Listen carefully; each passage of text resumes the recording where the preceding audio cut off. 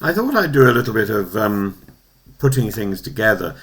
Two stages. Angela Lansbury, who made virtue captivating in theatres and living rooms. I remember seeing her in no, it was not Brief Encounters. What's the one in the Gielgud Theatre? Oh, with Madame McCarthy. Anyway, we'll come back. She was spectacular. Zack Polanski tries to make virtue electable on the green benches. Binding them, if indirectly, is the moral imagination of George Lansbury, Angela Lansbury's grandfather, the Christian socialist who rebuilt Labour's conscience after 1931 and paid for it with his leadership in 1935. So it's about art, activism, and the temptations and limits of pacifist politics. George Lansbury's inheritance, this sort of conscience thing, it comes from Christianity. He was born poor, raised in London's East End. He fused socialism with muscular Christian ethics. He backed votes for women, edited the Daily Herald, opposed war in print when it was dangerous to do so, and went to prison over rates in poplar rather than raise money from the poorest to subsidise the richest. In 1933, he argued to disband Britain's armed forces completely and trust a chastened world. That was the year Hitler took office. By 1935, Ernest Bevin skewered him at the Labour conference. Lansbury chose conscience over party and resigned. A.J.P. Taylor called him one of the most loved figures in modern politics. The love came from witness, the cost came from power. His story is the classic warning to idealists who must govern as well as inspire. Angela was George's granddaughter, the daughter of Edgar Lansbury, himself a Poplar councillor and briefly a communist mayor. Her early life sat within a household where politics was the family business. From Gaslight to the Manchurian Candidate, she was never merely cosy. On stage she gave us Mrs. Lovett at Sweeney Todd with carnivalesque menace. Then on television she became America's favourite amateur sleuth. In Murder, She Wrote. The cultural reach was extraordinary. Blithe Spirit, that's the name of the play. And her persona taught millions that decency can be shrewd, that kindness can carry steel. And if George tried to convert cabinet rooms, Angela converted living rooms. Both made moral seriousness accessible, one by proclamation, the other by performance.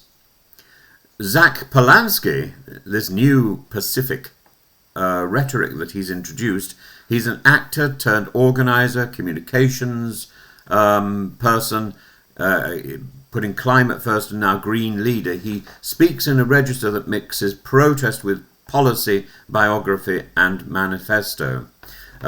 Saying he would persuade Vladimir Putin to abandon nuclear weapons invited laughter. He replied that we shouldn't laugh at peace. The problem is not the aspiration, it's the strategy. George Lansbury taught us that testimony without leverage breaks upon the rocks of power.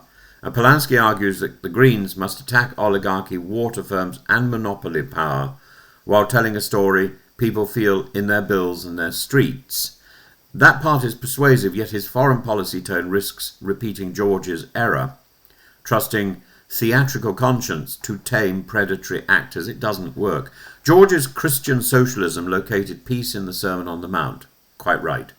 Palansky's peace appeal is secular, but devotional in cadence. Angela Lansbury's vocation translated virtue into character. A different liturgy, but a liturgy nonetheless.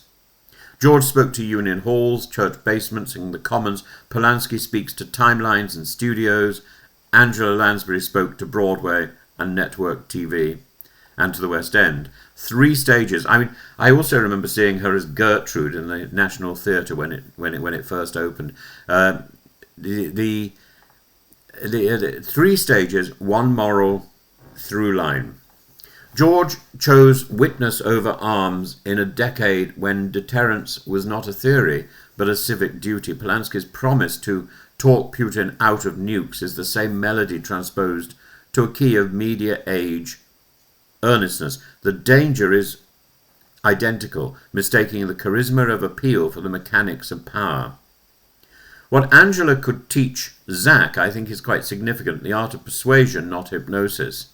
Palansky's detractors never tire of the hypnotherapy anecdote. Ignore the jeer. The real lesson is Angela's. She won trust by embodying common sense with grace.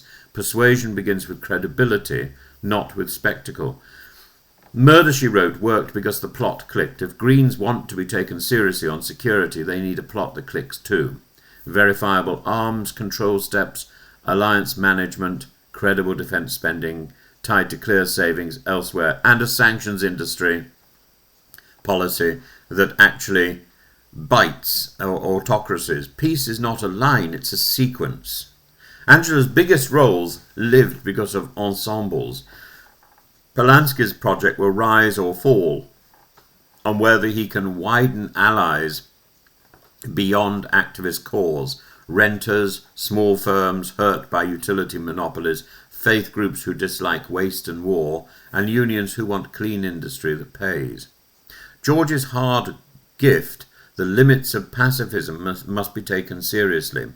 Moral clarity can misread the moment. George was right about poverty, right about rates injustice, and the vices of militarism. He was wrong about deterrence in 1933 to 1935. That is not a cancellation of his legacy, but a protection of ours.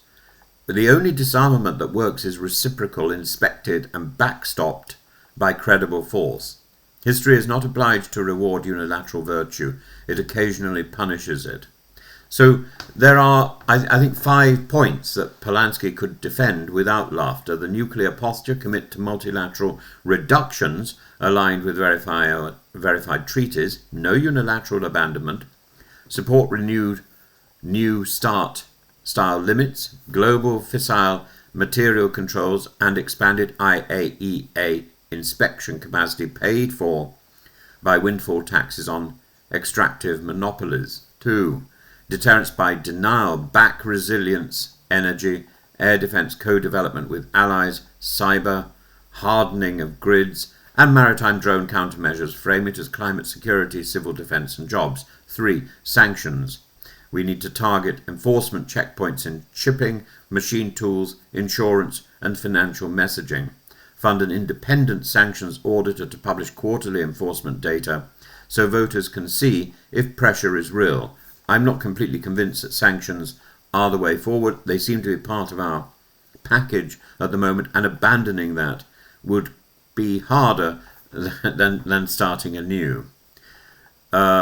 We need a proper peace architecture, resource 2-track talks, humanitarian corridors, prisoner exchanges with sunset clauses linked to verifiable withdrawals, not wishful headlines, and tie every pound of defence and diplomacy to tangible household gains, better insulation, cheaper power, local clean fabrication, and procurement that favours British SMEs over rent-seeking incumbents. This is the bridge between George's conscience and real security. It's also what keeps the smile off an autocrat's face.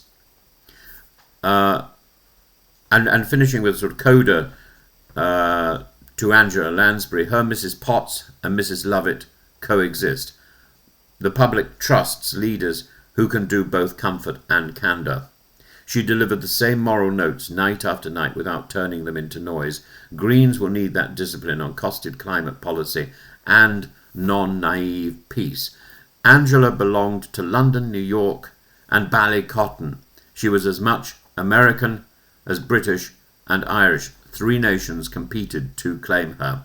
Palansky's Greens win when they sound like they belong as much in Doncaster as in Dalston. George Lansbury gave British politics a conscience. Angela Lansbury gave popular culture a conscience with charm. Zack Polanski wants to give environmentalism a conscience with power.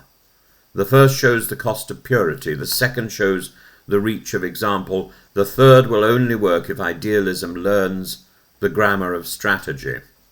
Talk to tyrants by all means, but bring inspectors, industry, policy, air defence, and a budget line that adds up. That is how you stop the laughter. That is how you honour both the Lansburys.